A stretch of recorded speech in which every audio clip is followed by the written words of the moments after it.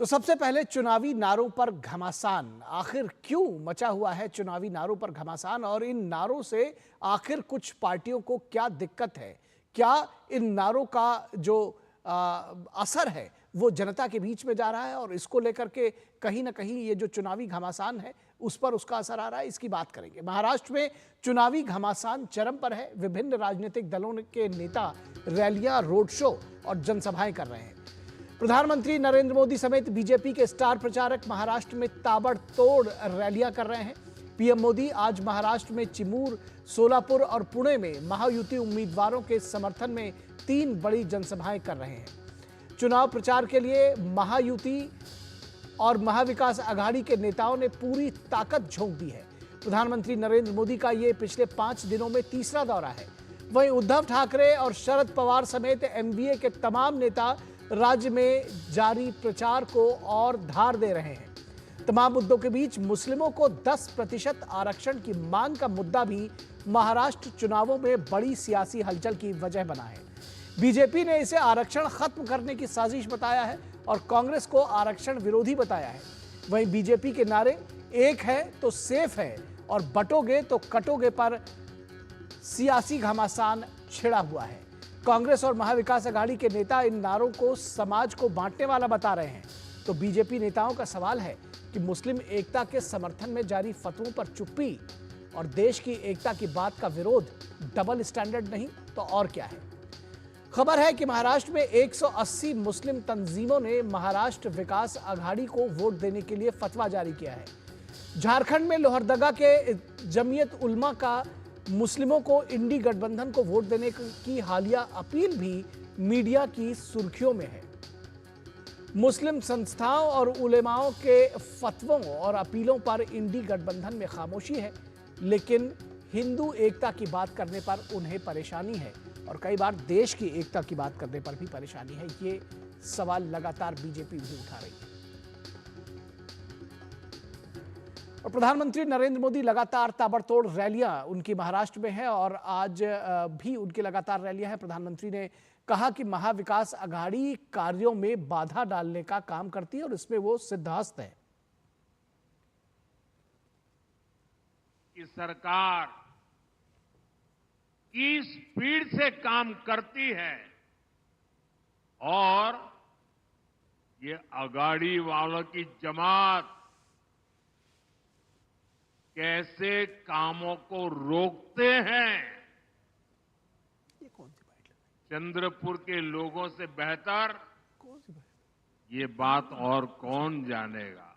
क्यों? यहां के लोग दशकों से रेल कनेक्टिविटी की मांग कर रहे थे, लेकिन कांग्रेस और आघाड़ी वालों ने कभी भी ये काम होने नहीं दिया। और शिवसेना उद्धव गुट के नेता संजय राउत ने कहा है कि बटेंगे तो कटेंगे नहीं चला तो पीएम सेफ रहने की बात कर रहे हैं। तो नारों पर जो घमासान है उस पर सियासी हलचल है और क्या कुछ कहते हैं संजय राउत, आइए आपको सुनाते हैं। इस प्रकार की बयानबाजी करने की नौबत प्रधानमंत्री पर क्यों आ रही है? बटेंगे तो कटेंगे नहीं चला, बटेंगे तो कटेंगे लोगों ने फेंक दिया हमारे यहाँ। अब एक है तो सेफ है, किसको आप एक कर रहे हो, किसको सेव कर रहे हो? इस राज्य की पूरी जनता आपकी नहीं है क्या? इस देश की पूरी जनता आपकी नहीं है? हम सेफ है महाराष्ट्र और हमको ज्यादा सेफ होना है, इसलिए हमको बीजेपी को यहां से निकालना है। तो वहीं उत्तर प्रदेश के मुख्यमंत्री योगी आदित्यनाथ का कहना है कि एकजुटता की प्रेरणा छत्रपति शिवाजी से मिलती है। छत्रपति शिवाजी महाराज का संघर्ष हो या संभाजी महाराज का, हमें नई प्रेरणा देता है। और छत्रपति शिवाजी महाराज हम सबको एकजुट करके लेके गए थे, हर भारतवासी को अपने साथ जोड़े थे, अपने सेना का हिस्सा बनाए थे। छत्रपति शिवाजी महाराज जिस एकजुटता का प्रदर्शन करके हिंदवी साम्राज्य की स्थापना किए थे, आज उसी का आह्वान करने के लिए, उन्हीं से प्रेरणा लेकर के मैं बार बार आपसे कहता हूं कि बंटिए मत। उन्हीं से प्रेरणा ग्रहण करके मैं आपसे कहता हूं, बटिए मत, क्योंकि जब भी बटे थे तो कटे थे।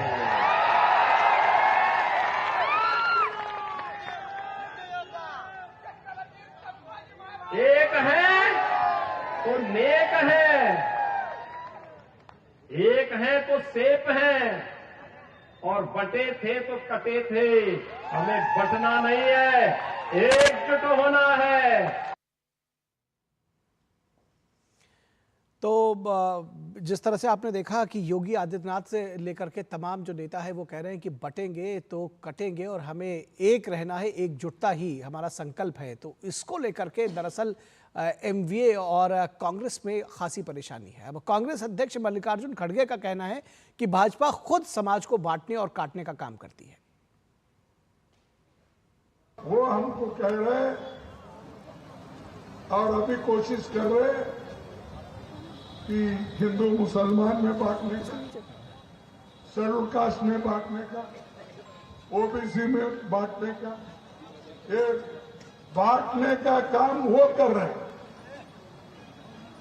बांटोगे बटेंगे तो कटेंगे बोलने वाले खुद ही बांट रहे, खुद ही काट रहे लोगों को। तो बीजेपी प्रवक्ता शहजाद पूनावाला का कहना है कि इंडी और महाविकास अघाड़ी वोट बैंक के लिए भाईजान की बात करते हैं, लेकिन दरअसल उनका काम बांटना है। इंडी अलायंस या एमवीए ये केवल वोट बैंक के भाईजान की बात करती है। 180 मुस्लिम तंजीमों ने फतवा जारी किया और बोला एमवीए के लिए वोट महाराष्ट्र में करो, 10% मुस्लिम आरक्षण लेना है। अब उसके बाद झारखंड में भी जमीयत उलेमाए झारखंड का एक फतवा जारी हुआ है कि इंडी गठबंधन को ईमान के लिए वोट करना है। ये धर्म के आधार पर जो ये वोट जिहाद की अपील और फतवे जारी हो रहे हैं, ये सेकुलर है खड़गे जी के लिए, परंतु गेरुआ वस्त्र पहनने वाले साधु संतों को सांप्रदायिक बोलेंगे। बटोगे तो कटोगे या एक रहोगे सेफ रहोगे, इसको सांप्रदायिक बोलेंगे, और योगी जी को आतंकी बोलेंगे। एजेंडा साफ है।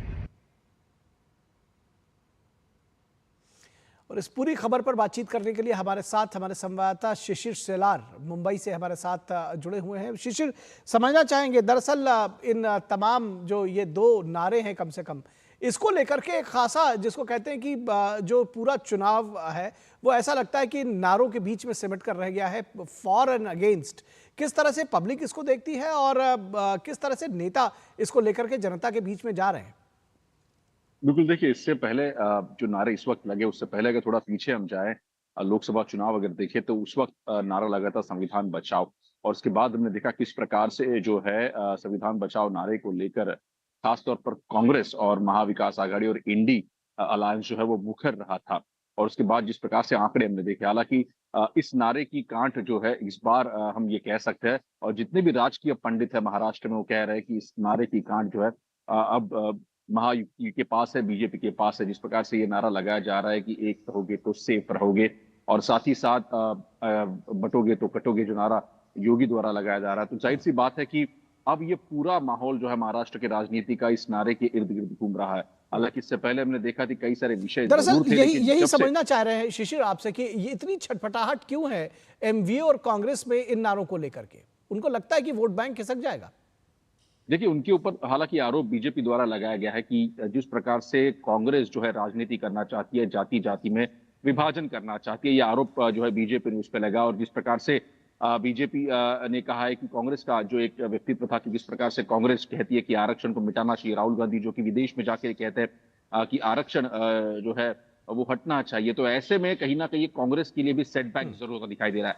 और एक रहोगे सेफ रहोगे नारे की वजह से ही कांग्रेस को शायद ये हम कह सकते हैं कि उसके थोड़ी सी उनको थोड़ा सा नाराजगी इसलिए भी है क्योंकि इससे कहीं ना कहीं वोट बैंक खिसक रहा है। जिस प्रकार से हमने परसेंटेज देखा लोकसभा इलेक्शंस में, फिर चाहे वो दलित वोटों का ध्रुवीकरण हो या फिर हम देखें माइनॉरिटी का ध्रुवीकरण जिस प्रकार से किया गया था, लेकिन इस बार वो होता हुआ नहीं दिख रहा है। और इसीलिए इस बार जो है एक रहोगे सेफ रहोगे जो नारा महायुति द्वारा दिया गया, बीजेपी द्वारा दिया गया है, ये कहीं ना कहीं कांग्रेस को खल इसीलिए रहा है कि उनकी जो वोट लामबंद किए थे शायद अब कहीं ना कहीं उनके हाथ से ना छूट जाए। ये भी एक उसमें सबसे बड़ी बात कह सकते हैं। जी, एक बात मैं और थोड़ा शॉर्ट में आपसे समझना चाहूंगा कि जिस तरह से दरअसल चुनाव के नतीजे बताएंगे कि ये नारे कितने चले, लेकिन फिर भी आप लगातार वोटर्स के बीच में जा रहे हैं, तमाम स्टोरीज कवर कर रहे हैं, उस दौरान आपको ये लगता है कि जो प्रबुद्ध वर्ग है या जो आम जो जनता है वो किस तरह से देख रही है इन नारों को और इस पूरे चुनावी समीकरण को? देखिए, जहां तक पॉलिटिकल पार्टीज की बात है तो ये नारे कहीं ना कहीं उन्हीं लोगों से जुड़े हुए हैं और उन्हीं के लिए ये नारे लगाए जा रहे हैं। तो ऐसे में एक तबका जो है वो इस नारे को ठीक तरीके से जानता है कि इसके पीछे का क्या मकसद है, इसके पीछे का क्या संदेश है।